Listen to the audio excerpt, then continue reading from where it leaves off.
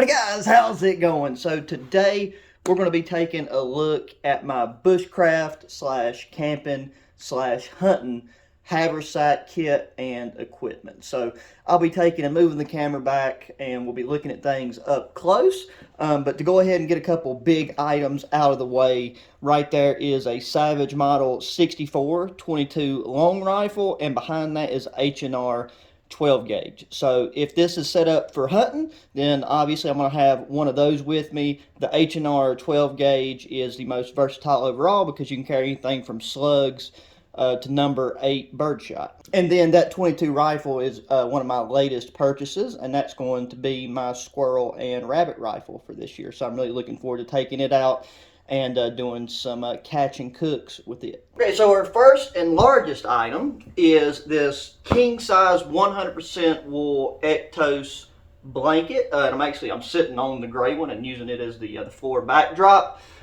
Pretty self-explanatory, and I'll be showing you guys at the end how all this is like worn on my person.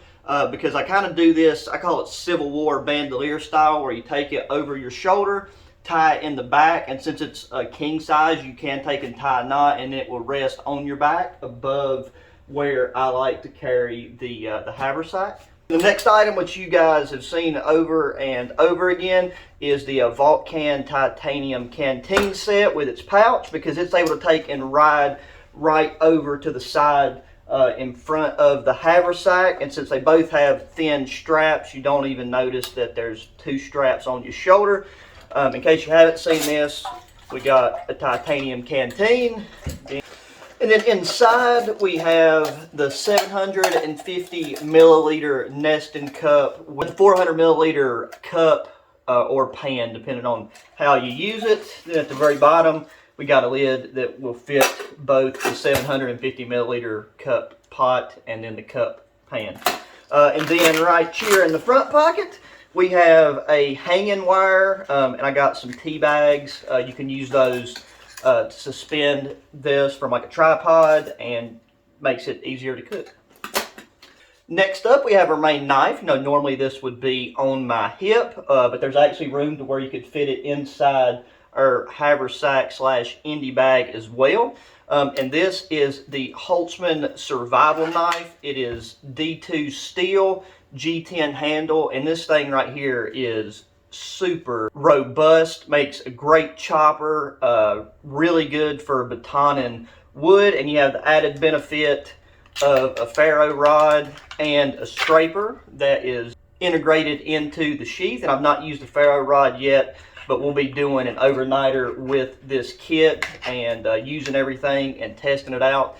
But this knife right here just feels absolutely bulletproof and is hair shaven sharp. And with this Kydex style sheath, it does click into place via retention, but it has the added benefit of this clasp right here. Okay, here we have our fire pouch, which is made by Campcraft Outdoor. They are also the makers of our haversack here. This one is the indie pouch, and the haversack itself is their indie bag. I like to run it through one of my back belt loops. What hangs off the back, you always have your fire kit with you.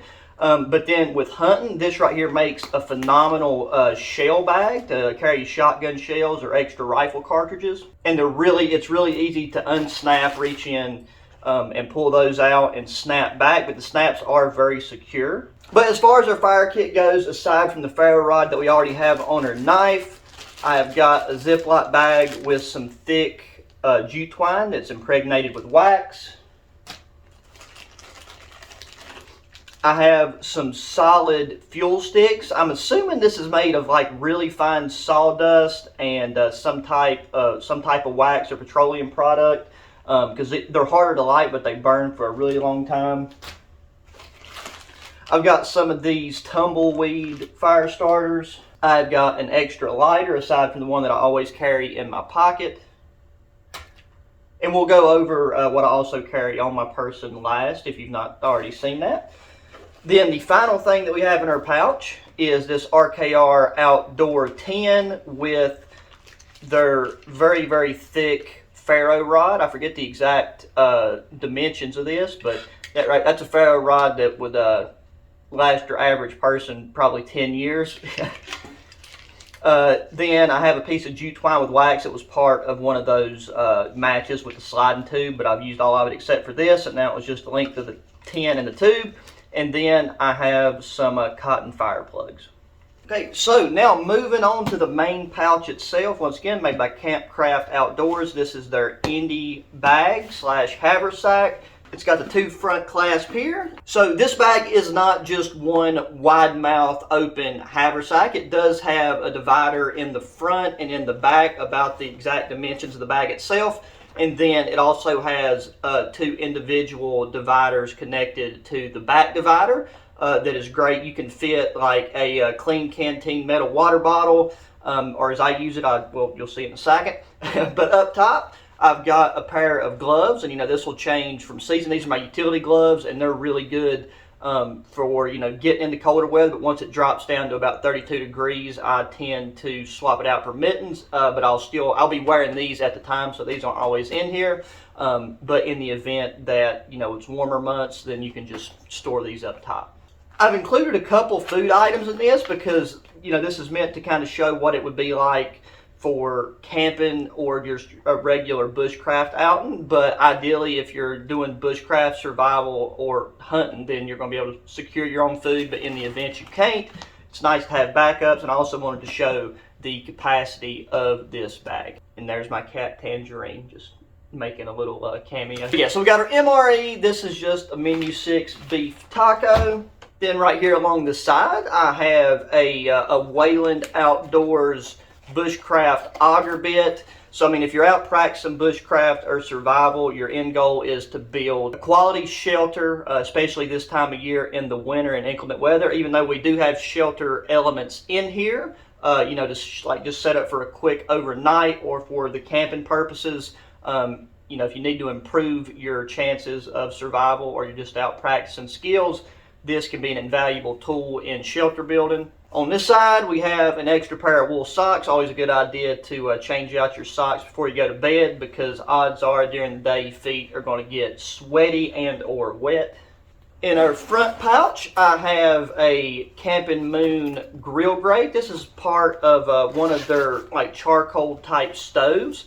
But nothing is in here except for the actual grill grate, and this is like the perfect size for, you know, one steak. If you take and butcher up a squirrel or a rabbit, it makes it really easy to just slap this over the fire, fry it up, and call it a day. And then I just keep it in this pouch because after you use this to fry meat, you know, it's going to get kind of gunky, so that helps keep the interior of your bag clean. Then along this back side, looking at our other food items, I have some bulk beef jerky. This is their original. It's vacuum sealed, really small, but you got a lot of protein, some good, nutritious, very tasty food.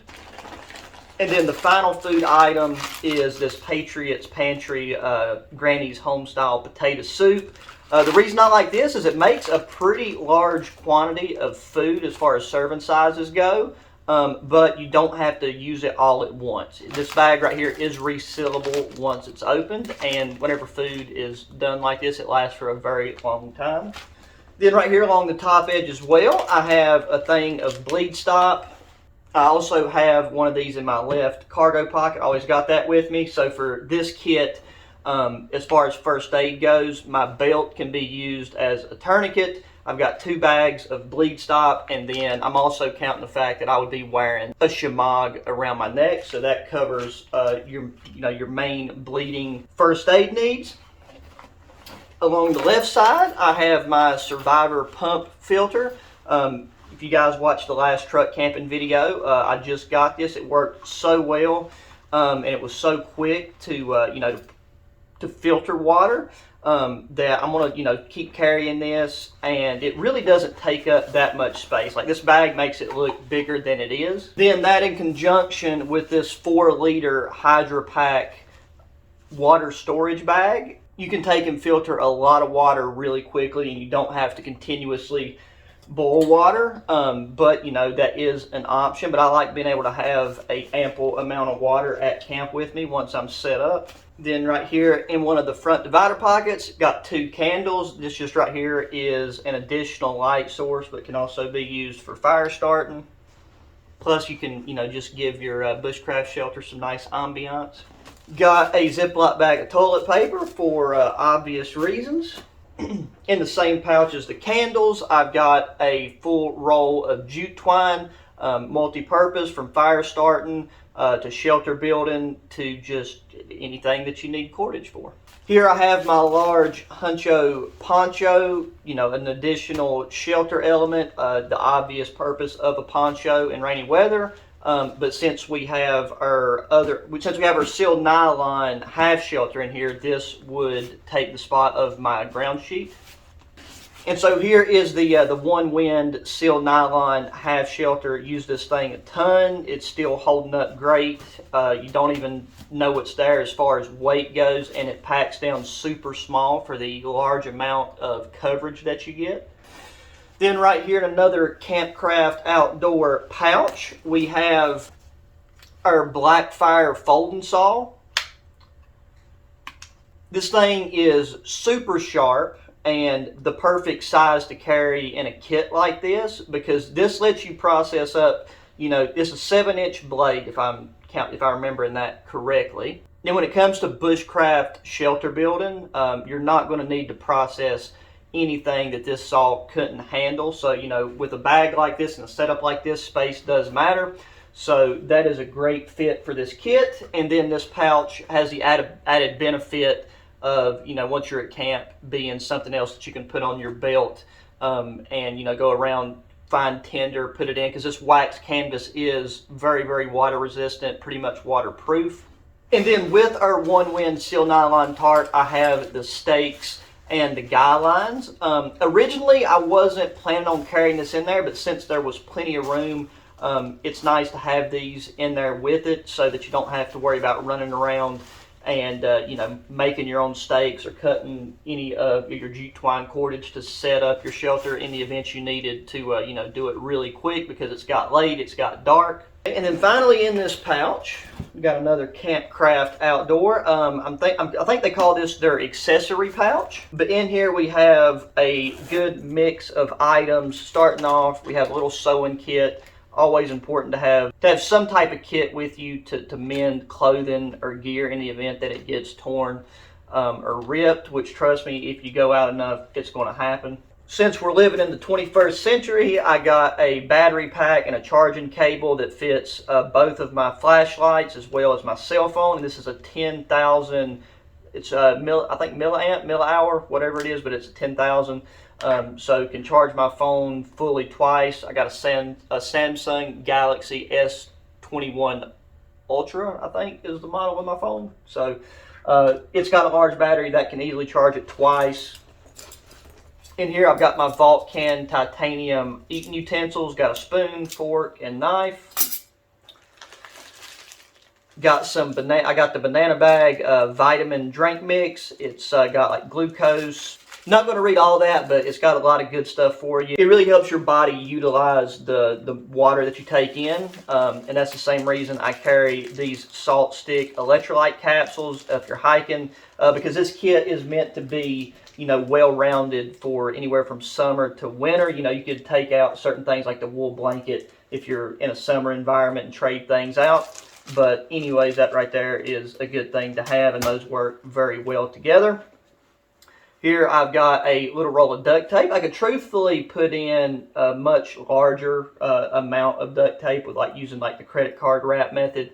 So I'll probably do that, but as of right now, that's the only duct tape that I have in this kit. Then the last two things we have in this pouch is our flashlights. And I am going to take and mention the specs and stuff of these, which is why I waited till the end, because I printed out the specs, because I know a lot of people have been asking about that and wondering if you haven't looked them up already. So both of these are made by Cyan Sky. I really like them. Y'all have seen me use this headlamp in almost every single video. And I just have started carrying this flashlight of theirs, which is the Cyan Sky P25, as my EDC flashlight. So I carry this in my pocket a lot, or whenever I have a backpacker kit, I will take and throw that in the kit. So starting with the flashlight, and this is not a script that they give me or nothing. I'm not trying to sell it to you. I just printed this off the actual product page so that I could just give you guys the specs.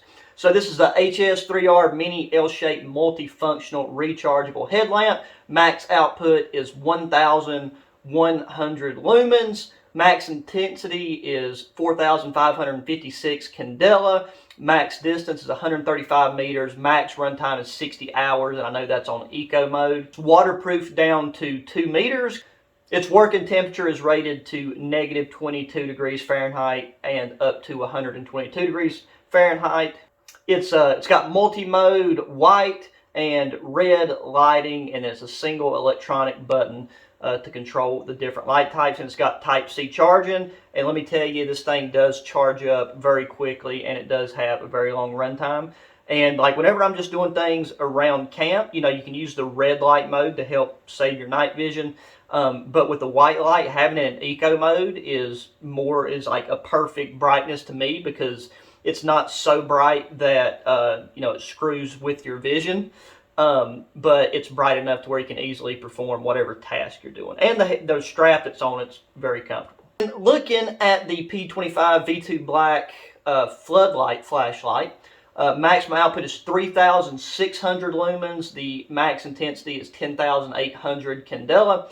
Maximum distance 208 meters. Maximum runtime is 80 hours.